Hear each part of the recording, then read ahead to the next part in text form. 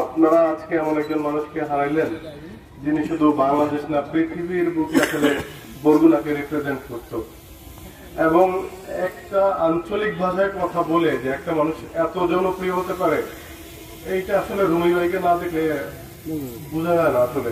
এবং একটা অভিনয় শিল্পী সাথে একই সাথে এত ভালো মানুষ খুবই রেয়ার। আমার সাথে ওনার খুব ভালো সম্পর্ক ছিল সেজন্য বলছি না, খুবই রেয়ার। কারণ আমি যেদিন প্রথম অভিনয় করি ওনার সামনে, আমার প্রথম নাটক থেকে উনি ছিলেন যে নাম সেই গল্প থেকেই শুরু পথ চলা।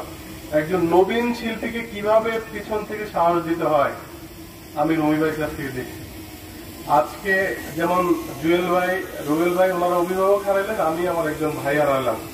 তবে আমি বিশ্বাস করি বরগুনাবাসী তথা বাংলাদেশের মানুষ রুমি ভাইকে ভুলতে পারবে না, কারণ ওনার এমন কিছু কর্ম আছে যা দিয়ে তিনি আজীবন বেঁচে থাকবেন।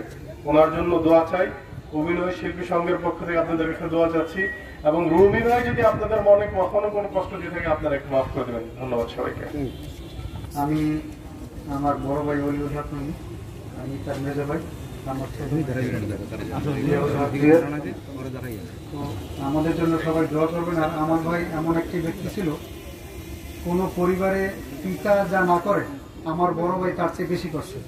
এইটা আমার পরীক্ষিত।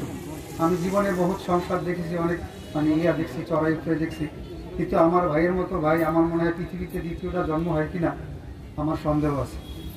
আমাদের পরিবারে যারা আছে তারা এই সম্পর্কে বেশ ভালো জানে। তো আমাদের জন্য সবাই দোয়া করবেন। আমার কোনো দাবি দেওয়া থাকলে আমরা আছি, আমরা কোনো দেওয়া পাওনা থাকলে আপনারা এটা আমাদের কাছে বলবেন, আমরা সাধ্য মতো চেষ্টা করবো। আর তার আচার আচরণে কেউ যদি কষ্ট পেয়ে থাকেন নিজগুলো ক্ষমা করবেন, আল্লাহর রাস্তায় তাকে মাফ করে দেবেন। আল্লাহ তা যেন তাকে উচ্চ মকান দান করে। সবাই আমার জন্য দোয়া করবেন, আমার পরিবারের জন্য। আর বিশেষ করে আমার হলো ভাইয়ের একটি ছেলে আছে, একটি মেয়ে আছে, আমার ভাবি আছে, তারা যেন এই সব পরিবার যাতে খুব শক্ত অবস্থানে সবকিছু মোকাবিলা করতে পারে তার জন্য সবাই দোয়া করবেন। এই বলে আমি শেষ করছি। আসসালামু আলাইকুম।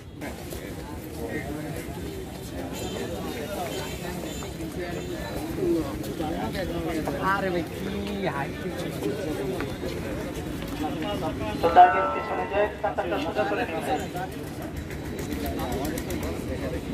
উত্তর দিক থেকে পিছনে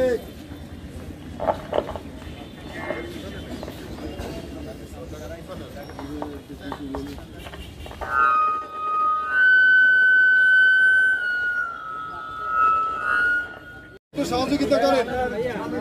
দক্ষিণ দিক দিয়ে একটু হাইটে আসেন, উত্তরে দক্ষিণ দিক দিয়ে উত্তর দিকে আসেন, দক্ষিণ দিক দিয়ে উত্তর দিকে আসেন।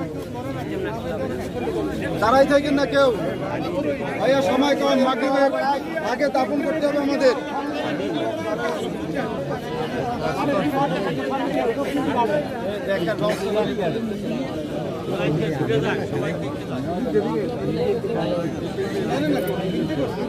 দক্ষিণ দিক দিয়ে উত্তর আসেন, প্লিজ দয়া করে আমাদেরকে একটু সহযোগিতা করবেন। হ্যাঁ, ঠিক আছে।